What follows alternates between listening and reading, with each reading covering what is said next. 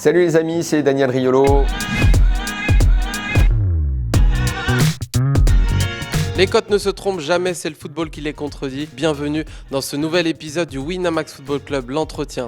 Pour ce nouvel épisode, on a accueilli Daniel Riolo, le journaliste de l'Afterfoot. Dans cette période d'Euro, il nous parle de l'équipe de France, de la sélection italienne également, et revient avec nous sur ce qu'il aime dans le foot et bien sûr, l'Afterfoot, la revue, le trimestriel qui vient de sortir son premier numéro. Régalez-vous.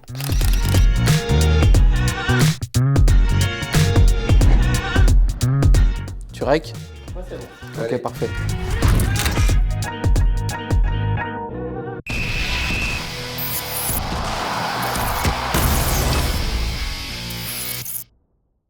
Daniel, c'est quoi ton premier contact avec l'équipe de France ? France-Bulgarie, novembre 77. Le match où la France se qualifie 3-1. Je pense que ce match, je l'avais appris par cœur. Parce que comme je dis toujours, c'était les époques où on voyait tellement peu de matchs à la télé que tous les mecs de ma génération sont capables de se souvenir. Aujourd'hui, les jeunes, ils avalent tellement de matchs que même un match d'il y a un an, ils vont avoir du mal à s'en souvenir. Nous, mais moi j'étais capable, mais 3 ans après, mais même encore maintenant, je pense que je te fais la compo. C'est tellement c'était marquant, et comme c'est l'événement. Après, tu gardais le journal qui parlait de ça. Je me souviens à l'époque, l'épopée de Khalif pour la Coupe du Monde 78, ça avait fait une BD. J'avais la BD, mais je pense que la BD, je l'ai apprise par cœur, quoi. Donc, mon premier contact avec les Bleus, ouais, ça doit être ça. Ça doit être ce match-là. Super frappe de Platini-Lucarne, but de Rocheteau, but de Dalger. Et voilà, et les Bleus qui se qualifient pour la Coupe du Monde 78. Et j'ai 7 ans et je comprends que c'est un événement incroyable. Je ne mesure pas encore que les Bleus ne sont pas allés à la Coupe du Monde depuis une éternité et qu'en gros, on n'a pas vraiment beaucoup de football en France à ce moment-là. Voilà, c'est mon premier vrai grand souvenir. Et tu as parlé de Platini, c'est l'homme de ton enfance ? Oui, bah forcément, parce que de toute façon, quand je grandis, il y a, on va dire entre quand je commence à pouvoir comprendre, c'est-à-dire 6 ans, et la Coupe du Monde 82, il n'y a que 2 trucs en fait dans le football en France, c'est Saint-Étienne et les Bleus avec Platini. Donc Saint-Étienne, en plus, ça s'arrête assez vite, mine de rien, parce qu'en 77, voilà. Donc j'ai à peine le temps de comprendre qu'il n'y a que Saint-Étienne qui existe et qu'il n'y a qu'eux qui gagnent des matchs, que déjà ils arrêtent d'en gagner et que c'est fini, l'épopée des Verts. Et puis après, il y a les Bleus, parce qu'en fait, les matchs à la télé... il y a Bastia 78, ça pareil, ça pareil, je suis capable de faire tous les matchs. J'ai jamais supporté Bastia ou quoi, mais voilà, j'avais adoré ce truc-là, j'avais 8 ans. Tous les matchs n'étaient pas passés à la télé, malgré tout. Mais néanmoins, ceux qui passaient, voilà, on avait tout vu jusqu'à la finale. J'avais le droit de regarder, voilà, c'était un événement, parce que même quand à l'école le lendemain, mes parents me laissaient regarder les matchs de foot. Voilà. Donc c'était rare, hein, ces moments-là. Est-ce que tu as un lien particulier avec les sélections nationales ? Du coup, le fait, tu as parlé de la rareté, de voir certaines rencontres, à l'époque c'était plus compliqué. Est-ce qu'il y a un lien particulier où tu te disais match de club, match de sélection ? Les matchs de club, ils passaient pas tous à la télé. Les matchs de sélection, ils passaient tout le temps à la télé. Donc à chaque fois, ça faisait vraiment un événement. Ta culture, c'est la culture sélection à la base ? Oui, forcément. Parce que de toute façon, les clubs, c'était quand ça jouait en Coupe d'Europe. De toute façon, il n'y avait pas le championnat de France à la télé, de toute façon. Donc tu voyais les matchs de Coupe d'Europe quand ils passaient, et ils passaient pas tous. Donc c'était les événements, tu avais la finale de la Coupe de France, les matchs des Bleus et quelques matchs de Coupe d'Europe. Puis comme les Français n'allaient pas quand même super loin, hein. Voilà, puis tu avais les finales de Coupe d'Europe où on n'était pas, mais je m'en souviens, tu vois, le Liverpool-Real de 81, les 2 finales de Nottingham Forest, ça passait à la télé, quoi. Donc je les regardais, et forcément c'est des souvenirs, parce que encore une fois, comme c'était rare, tu restais marqué par ces trucs-là. Oui, la sélection, les Bleus, c'était super important, ouais, quand j'étais gamin. Après, moi, en tant que binational, moi, j'avais de la chance parce que j'en avais 2, quoi. J'avais 2 équipes nationales qui avaient une couleur de maillot un peu similaire, même si le bleu d'Italie était toujours plus beau que celui de la France. Donc, il fallait bien admettre que de ce côté-là, en esthétisme, puis ils étaient plus forts aussi. Donc voilà, j'avais la chance d'avoir 2 équipes nationales, comme beaucoup de binationaux qui ont 2 équipes. Et le rapport est différent ? Quand tu suis, par exemple, on a dû te la poser la question, mais finale Euro 2000, France-Italie, t'es comment ? La finale de l'Euro 2000, c'est très très dur. Ouais. C'est très très dur. En fait, enfant, c'était les Bleus, et l'Italie, c'était que pendant les vacances. Mais comme tous les binationaux savent que jamais vraiment, t'es jamais vraiment d'un côté. Enfin, ça dépend, quoi. Tu rentres, tu vas sur la terre des grands-parents, des parents, on te dit que t'es pas de là-bas. Et puis ici, j'entendais tout le temps qu'au foot, on était des voleurs et des truqueurs. Donc, donc des deux côtés, j'étais un peu, à chaque fois, s'il y avait des trucs qui me... Donc j'avais décidé que je serais 100% bleu, donc j'étais équipe de France à fond. 82, après 82, ça va, j'avais les deux, donc c'était bien. Je pleure le mercredi, je rigole le dimanche, donc ça c'était parfait. 86, 86, c'est la première fois où je vais en vacances à l'aise, parce que les Bleus avaient battu l'Italie en 8e de la Coupe du Monde. Donc voilà, j'avais pas à me faire chambrer, j'avais pas à me faire humilier pendant les vacances et tout, c'était la fête.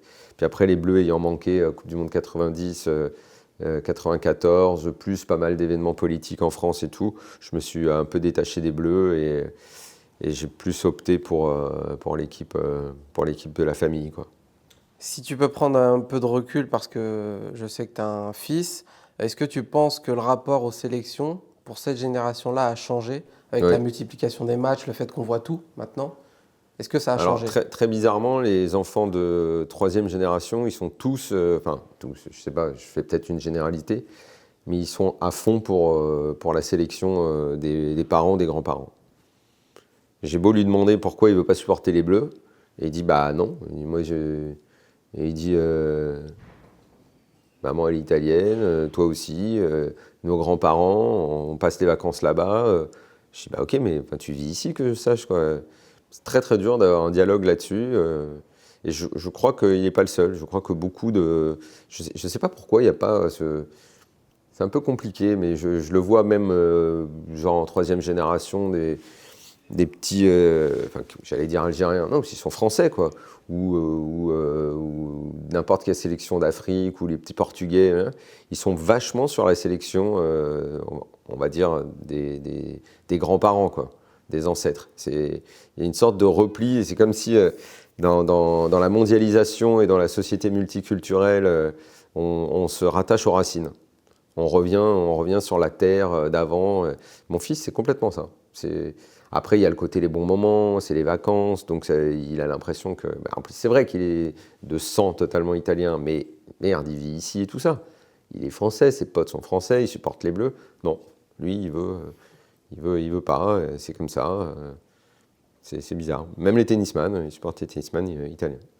Après, bon, c'est compréhensible, c'est sa langue maternelle, c'est sa culture, c'est compréhensible.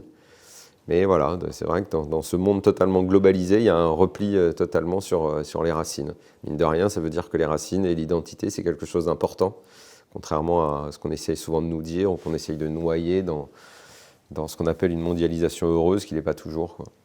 Daniel, d'un point de vue professionnel maintenant, est-ce que ton rapport aux compétitions internationales, c'est un plaisir particulier ou pour toi, continuité professionnelle de la saison? Il y a quelque chose d'excitant quand ça arrive une fois tous les 2 ans. Bon là, en plus, ça faisait 3 ans que ça ne nous était pas arrivé. Non, tu sens que tu vas beaucoup plus travailler, tu sens que tu vas être sollicité surtout dans un groupe comme le nôtre, par différentes antennes.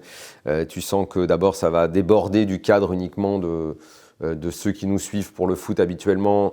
Là, tu vas aller dans des médias plus grand public, tout le monde va s'intéresser à la compétition.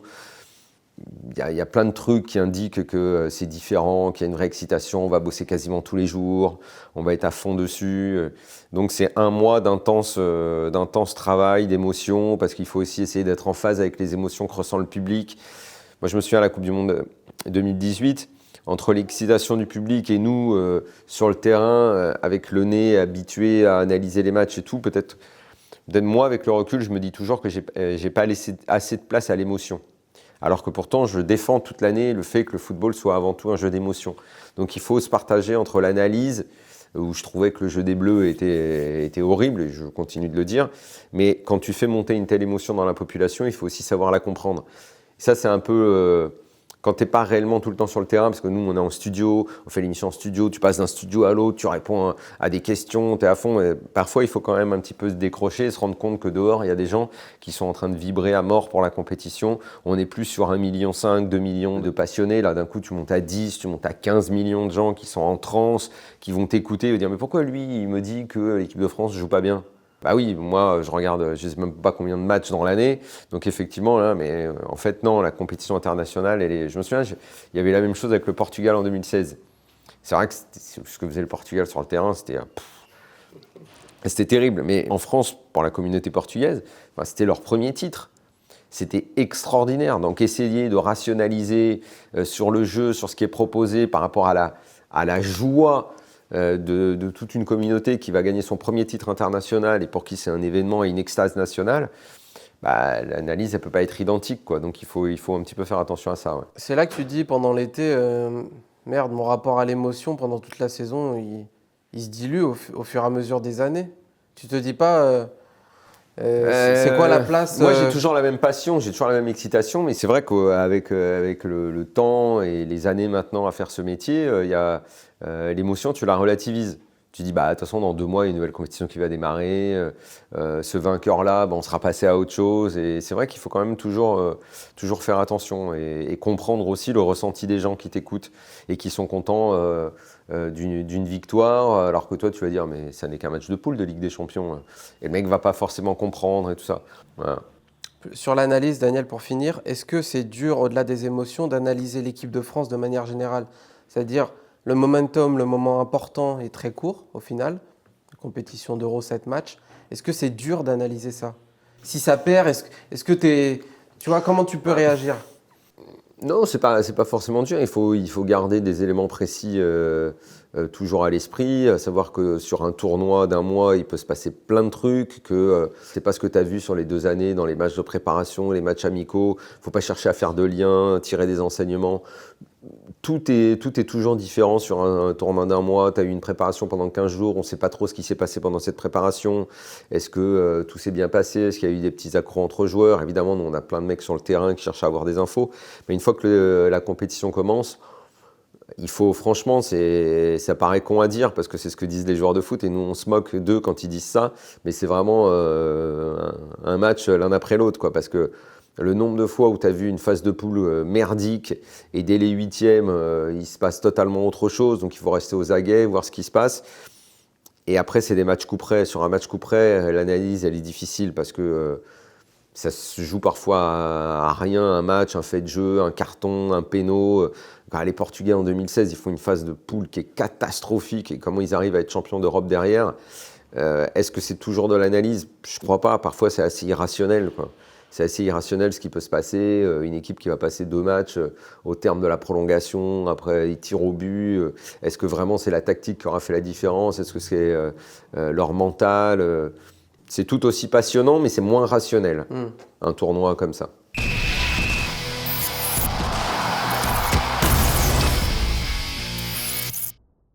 Là, on est dans une période de forte mutation. On a la VAR qui est arrivée. Il y a les formats de compétition qui sont rediscutés également. Est-ce que toi, par rapport à tout ça, tu ressens une forme de malaise par rapport au foot, au rapport que tu as avec le foot? Ou est-ce que tu es plutôt dans essayer de te repositionner, de réfléchir à nouveau par rapport à ce que tu avais en tête sur les dernières saisons? Est-ce que tu es dans une remise en question ou un malaise par rapport à aux changements, aux nombreux changements qu'on voit? Ouais, mais de quelle évolution on parle? J'ai l'impression qu'il y en a tellement d'évolutions, tellement de... Enfin, en tout cas, les évolutions, il y a celles qui existent vraiment et celles qu'on nous promet. Et ça, c'est difficile à appréhender. On a passé 1 an à parler de la Super League. Est-ce qu'elle va arriver? Est-ce qu'elle ne va pas arriver? Il y a plein de débats autour de ça. T'es pour, t'es contre, tu essayes d'avoir des infos. Ça excite beaucoup les gens. Après, tu te rends compte que ceux qui ont gagné sont peut-être pas totalement les gentils. Et puis, ce qu'ils te proposent comme nouveau produit, c'est pire que ce que te proposait le méchant. La VAR maintenant, elle est là, elle est installée depuis des années, donc on peut continuer à dire qu'on n'aime pas, et chaque jour on a la démonstration que c'est une connerie. Bon, et petit à petit, de toute façon, on voit les gens basculer de plus en plus dans le camp du bien, c'est-à-dire le nôtre. Donc on a une petite satisfaction avec ça. Ces évolutions, Tu vois, par exemple, typiquement dernièrement, la règle du but à l'extérieur qui peut être supprimée. Est-ce que toi, moi, ça me fait vachement de mal. Ouais, ça me fait vachement de mal. Mais je crois qu'avec l'âge, j'intègre qu'il y a des choses qui vont changer. Et puis la seule question que je me pose après tout, c'est si ça n'était pas mon métier, est-ce qu'il n'y a pas trop de choses qui m'auraient gavé? Est-ce que je ne me serais pas un peu détaché du foot? Et je n'ai pas la réponse à ça. Donc j'arrête de me poser la question parce que de toute façon, je bosse dans le foot, c'est toujours ma passion, je regarde toujours autant de matchs, et puis voilà. Et puis on verra bien ce que va apporter la réforme de la Ligue des Champions. Moi, s'il y avait eu la Super League, je pense que j'aurais pas crié au scandale, j'aurais voulu voir le truc. Parce que de toute façon, j'aurais pu crier au scandale quand il y a eu toutes les réformes de Ligue des Champions qui n'ont pas toujours été extraordinaires, même si le format actuel, moi, il me plaît bien. Mais dans le format actuel, faut dire la vérité, il y a plein de matchs de poules qui sont plus du tout intéressants, qu'on suit, qu'on vend comme des super matchs, mais on voit bien qu'il y a plein de calculs. Et puis après tout, c'est souvent les mêmes qui sont dans le top 16. On s'excite quand il y a une ou deux surprises, quoi, au final. C'est ça qui rend la Ligue des Champions ces dernières années excitante, en dehors du fait qu'à partir des huitièmes et des quarts, il y a les fameux allers-retours. Mais comme les allers-retours, on risque de nous emmerder avec la fin parce que le but à l'extérieur, franchement, c'était terriblement excitant dans ces matchs-là. Ça donnait un intérêt vraiment particulier parce que cette règle, elle est complètement folle quand on y pense, quoi, et elle rend les matchs palpitants. Donc si on nous enlève ce truc... Alors après, je ne te parle même pas de toutes les autres réformes qu'on entend. Là, celles-là, j'espère qu'elles viendront jamais. Là. Les conneries de touche au pied, de tir de loin. Enfin, parfois, tu sais que je fais exprès de ne pas lire. Quand Wenger donne une interview où il dit on pense à ça, parfois je dis voilà, putain, tourne la page, j'ai pas envie de lire ça, parce que ça me fait tellement de mal. Je pense que l'amoureux du foot, le passionné de foot, souvent il est conservateur. Il est conservateur et nostalgique. Il n'aime pas trop qu'on touche. C'est vrai que des fois, je me dis, mais putain, merde, ça marche pas le foot, là, au point que vous vouliez à ce point changer les règles. Puis après, on regarde et il paraît que c'est vrai que ça marche moins bien. Mais est-ce que ça marche moins bien à cause des règles? Je ne sais pas ça.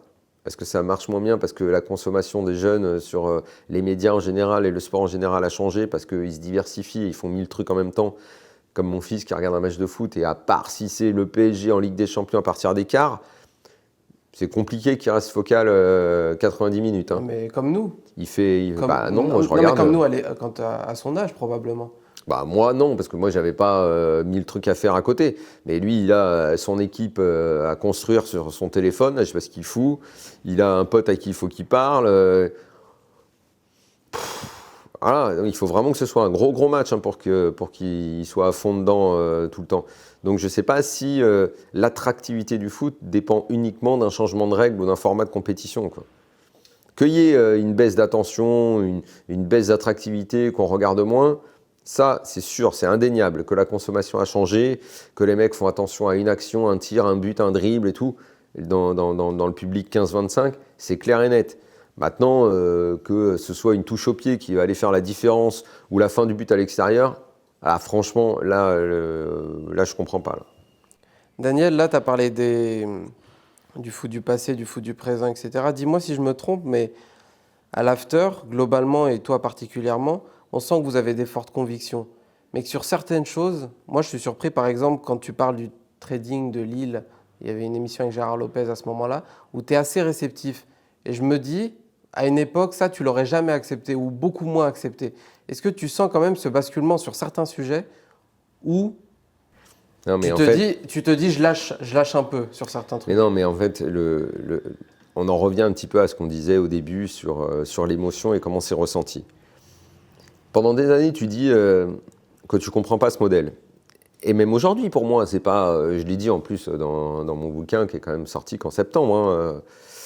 Cher football français, que ce modèle de foot, je continue de le critiquer. La politique sportive de Nantes, de Lille, de tous ces clubs, de ce qui s'est passé à Bordeaux pendant des années. Évidemment que tu critiques, que tu ne comprends pas les présidents hors sol, qui nomment des directeurs sportifs, qui arrivent clé en main avec des joueurs qui les revendent. Ok, tu fais ce constat-là, tu critiques et de toute façon tu vois que au final, ça va à peu près nulle part, que soit tu deviens un club succursale, soit tu deviens un club anonyme de ton championnat, qui est là pour juste faire ce fameux trading, tu le critiques et tout ça. Après, pour le cas de Lille, là c'était le pire. Le club est passé près de la descente, de la catastrophe totale, dans la transition Bielsa-Galtier. Tu sauves le club de la Ligue 2. Si le club descend, c'est faillite. Peut-être qu'il descend encore plus bas. C'est pas ce qui se passe. Derrière, tu as redressement. Tu as une politique sportive qui est certes basée sur le trading, où ils ont carrément, je ne sais même pas les dettes qu'ils ont en ce moment, là, avec tout ça. Mais les mecs qui sont arrivés sont des bons joueurs. Il y a un entraîneur qui est resté, qui a imprimé une identité à cette équipe, et ça se termine 3-4 ans après par un titre de champion de France. Avec, c'est pour ça que je faisais le lien avec le début de la conversation autour de l'émotion, avec les Lillois qui ont paniqué à mort que leur club capote et qui terminent champion de France devant le PSG, ce qui est honnêtement un exploit incroyable. Qu'est-ce que tu veux dire ?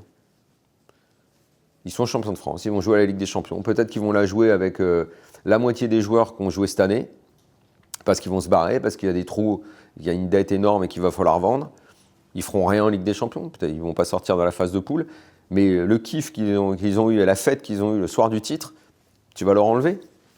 Non. Donc tu te dis, voilà, tu acceptes peut-être cette nouvelle façon de voir le foot et tu es obligé d'évoluer dans tes jugements en fonction de ce qui se passe. Dans un cas comme à Bordeaux, ça a totalement planté parce qu'ils étaient avec des bandits qui ont coulé le club. Dans le cas de Lille, un directeur sportif comme Campos, il a réussi à faire venir des super joueurs. Les Lillois, ça faisait super longtemps qu'ils n'avaient pas vu des joueurs aussi bons.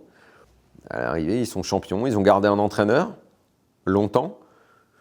Parce que ce qui gêne dans ce modèle-là, c'est les mecs qui passent, qui ne restent pas. Galtier, au final, il va rester dans l'histoire du club parce qu'il est resté longtemps et qu'il a réussi à donner un style de jeu. Il y a quelques joueurs qui, finalement... il n'y en a pas des masses qui sont restés longtemps, plus de 2 ans.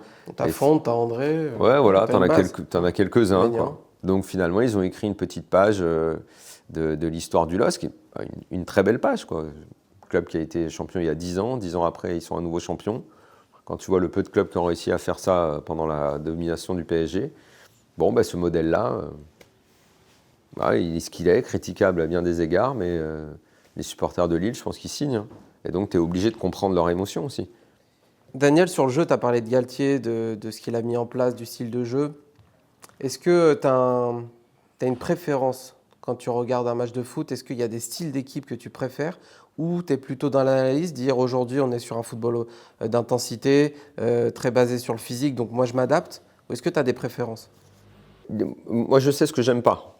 Mais après, en choix offensif entre, on va dire, le jeu de possession du Barça d'il y a 10 ans ou le jeu d'intensité et de transition qui est très à la mode aujourd'hui, peu importe. Ce que j'aime, ça va plutôt être l'intention.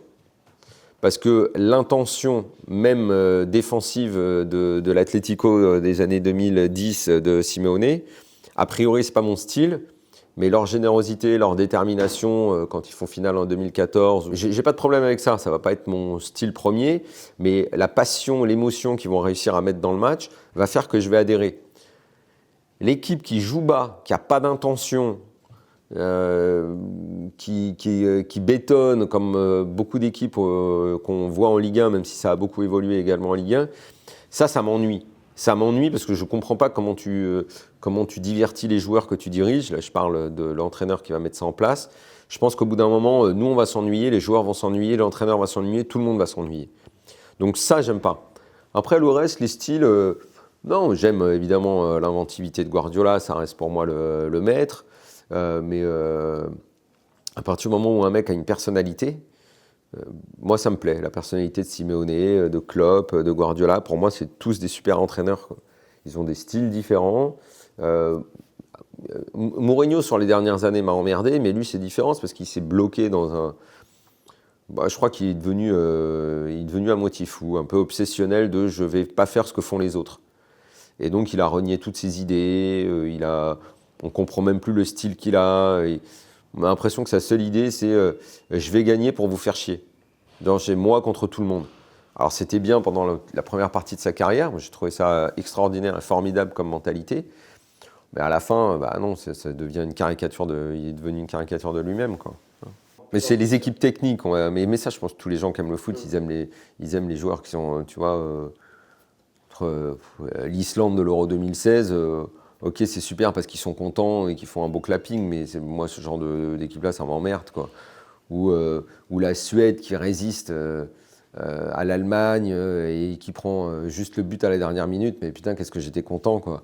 Tiens, rangez votre béton, là, ça me fait chier. Là, genre, c'est ce que j'aime pas, ça. Et c'est pas parce qu'ils vont marquer un but en contre à un moment et qu'ils vont dire « Ah, on a niqué le gros, on a niqué le gros ». Ça, franchement, ça me saoule à mort, quoi.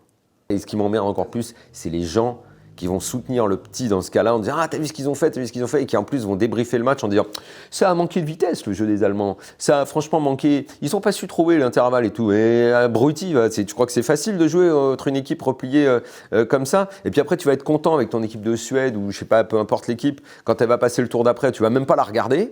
Tu ne regarderas pas le match, ou si tu regardes, tu vas te faire chier. Ils vont jouer contre un adversaire qui va jouer pareil, vous allez tous vous emmerder. Bah franchement, autant que le gros passe, il va tomber sur un autre gros, puis on va avoir un super match. On va avoir un vrai match, parce que ça va être deux équipes qui vont jouer. Donc arrêtez de kiffer, parce que le petit, en bétonnant, il a emmerdé le gros. Puis faites pas d'analyse en disant « Ah, ils n'ont pas été assez bons, ça a manqué de vitesse, de justesse, tout ça. » Vitesse, justesse, quand tu joues contre un bloc compact comme ça, qui reste bloqué à 20 mètres de son but, bah, moi, ça m'énerve toujours quand on fait ces analyses-là. Ah, Guardiola, il n'a pas réussi à trouver la faille et tout. Et l'autre, il a fait quoi, l'autre? L'autre, il a trouvé la faille. L'autre, il a fait un ciment et c'est à l'autre d'essayer de casser le ciment. Bah, c'est quoi ces analyses? Ça, je ne comprends jamais ça. Et pourtant, je peux très bien critiquer Guardiola sur la finale de la Ligue des Champions. Tuchel, il n'a pas proposé du ciment en face. Il a proposé autre chose. Et puis, il a des joueurs techniques. Et puis, ça joue aussi, Chelsea. Ce qu'ils ont fait contre le Real, c'était absolument génial en demi. Tu as parlé du collectif. On finit sur les joueurs. Juste, Daniel, est-ce que tu as besoin de te sentir personnellement connecté à un joueur pour pouvoir apprécier ce qu'ils font sur le terrain? C'est-à-dire? Est-ce que tu as besoin d'avoir une accroche personnel avec le mec? C'est pas le connaître, mais je veux dire, est-ce que tu as besoin d'être connecté avec sa personnalité? Est-ce que tu as besoin de... Je vais faire le lien du coup avec Verratti, c'est pour ça que je vais vers là. C'est est-ce que quand tu as des joueurs dont tu as du mal, tu as des échos qui sont négatifs, tu as du mal à connecter, est-ce que tu as du mal ensuite à les analyser, à analyser leur jeu? Non. Non, la personnalité, c'est pas important pour un joueur, parce que tu as parlé de la personnalité des coachs. Est-ce que le charisme, la personnalité des joueurs est importante aussi? Mais non, mais si le mec est bon... Moi, les mecs que je critique, si leur personnalité ou ce qu'ils sont à côté, ça influence ce qu'ils font sur le terrain, bah, je le dis. Je dis, mais regardez, que s'il fait ça sur le terrain, c'est aussi parce qu'il y a ça qui l'handicape dans la vie. Mais sinon, le mec... Si Neymar, il joue au poker toute la nuit, et il regarde ses séries à la con, là, et il est super fort, moi je m'en fous. Le problème, c'est que c'est clairement un handicap pour lui. C'est clairement un handicap à son âge d'avoir une préparation invisible à ce point saccagée. Moi, on ne me fait pas croire que c'est un hasard s'il a 50% de match ou s'il est à ce point moins performant qu'il a pu l'être. Et puis, quand je sais, parce que notre métier, c'est aussi de savoir des trucs que les gens ne savent pas, qu'à l'interne, le staff s'inquiète de ses performances et voit bien qu'il est en baisse physique. Si on me dit, ah, mais il continue de courir autant, ah, il court sur le terrain, mais il court plus de façon intelligente, malheureusement. Et ce qu'il fait à côté, et son manque de sommeil, et ses décalages dans sa vie, là, bah, évidemment que ça a une influence, donc on est bien obligé de le dire. Après, s'il est bon sur le terrain, il est bon sur le terrain, mais ça n'existe plus trop, hein, les mecs qui ne sont pas sérieux à côté et qui arrivent à être réguliers et bons durant la saison. C'est compliqué, ça. Hein. Tiens, Daniel, pour finir, si tu peux nous présenter la revue After Foot.